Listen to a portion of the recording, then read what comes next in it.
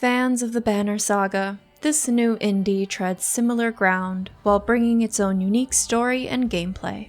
Ash of Gods: 𝐦𝐤 is a tactical card combat game that's all about building decks, failing spectacularly, and trying again. First, let's get into the mechanics. The gameplay consists of placing one unit and then using one support card per turn, before going on to the movement and attack phase. Each unit has different stats, including movement range, armor, weapon strength, weapon range, and more. The support cards include items, spells, and equipment, which you can place on your fighter's cards, depending on whether they have room for that equipment. However, you'll often be thrown special battles that change up the rules in order to teach you how to adapt and build stronger decks. To prepare for all these different combat encounters, the game allows you to build various decks with different strengths and weaknesses. From there, it's up to you to figure out what deck is best for which encounter. To expand and improve upon your decks, you earn cards through battles, purchase them from merchants, and then you can even upgrade these cards. Now, the game claims each encounter has been carefully crafted to test your skills, and they aren't kidding. I played on normal, the recommended difficulty, and I quickly regretted it. And I also remembered why I never finished the Banner Saga despite how much I really enjoyed the game. At the same time, some of the battles were a bit like a puzzle and they felt like they had a right answer, which was kind of frustrating for me. But that might also be my lack of skill and patience in this genre. My best comparison would be to say that Ash of Gods feels significantly more challenging than titles like Slay the Spire or Monster Train, so if you found those a challenge, prepare to suffer with this one. Unless you avoid my mistakes and play on easy or story mode, which bless these developers for including that option. Because thanks to that, I was able to confidently reach the next area and the next set of tournaments, so this review could offer a little bit more than game very hard. And I did end up going back to the final tournament challenge that I wasn't able to beat, but on normal, and after many attempts and switching up my cards, I was finally able to beat the final contender.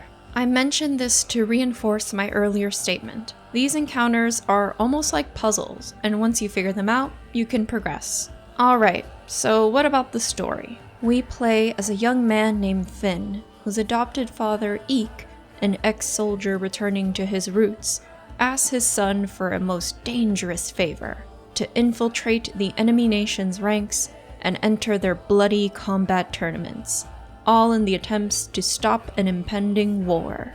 In between combat encounters, you'll have plenty of cutscenes and conversation opportunities that offer world building. However, my first critique begins here. I think the premise of the plot needed a little bit more development. The Ash of Gods characters claim that this is the only way to stop the coming war. But off the top of my head, I can think of a lot of other ways to approach the situation besides send my beloved adopted son into danger, play the bloody games of these enemies that use actual people as pawns to practice their battle strategies, and then have actual people dying as a result, all for sport. I get the tropes it's playing on, you gotta be the enemy to beat the enemy, and also this young man is the one savior of the world, but they're kind of boring, aren't they? This isn't by any means a major issue, and I imagine most players won't have a problem with this, but I think some more dialogue explaining other ways this nation attempted to stop the coming war could have helped strengthen the idea that this is the only way. As for my last smattering of story-adjacent comments, this game is fully voice-acted and most of the actors do a great job. For war, which means a challenger must display tactical flexibility and know how to adjust to any situation. Be prepared for unpleasant surprises.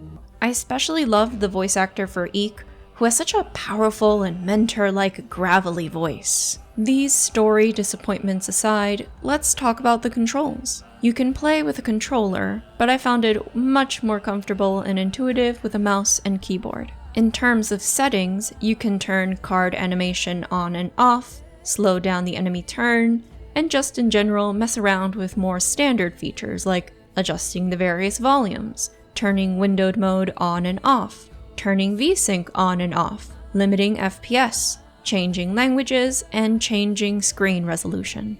As for the visual design, Ash of Gods has a great hand-drawn aesthetic that borders more on realism. We've got super wrinkly 𝐸𝐸 that might just disappear into the folds on his face, and then there's 𝐦𝐨𝐤𝐤𝐿 looking Finn. I also really love the details of their hair swaying, eyes blinking, and dust motes in the air. It makes the static dialogue scenes feel lively. Likewise, the backgrounds in both the cutscenes and the combat encounters are high quality in their use of color and attention to minutia. I even saw a dog in the crowd of one of my tournaments, so, you know, my life is made.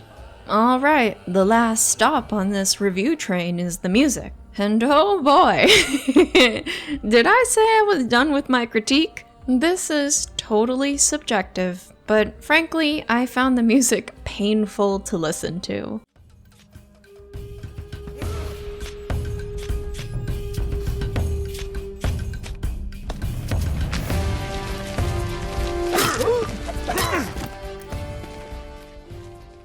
I'm not really a chanting music kind of person, and a lot of it sounded like war chants.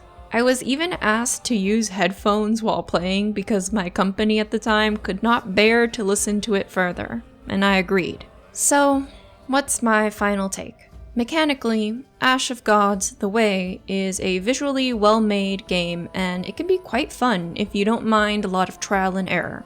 Or you could just skip that and go for story mode, aka easy mode. But personally, between the many failures in tournaments that wore me down, and the chanting, I lost my passion to play this pretty quick. If these critiques don't bother you and you love a challenge, Ash of Gods might be a great fit for you. For everyone else, just play the Banner Saga instead.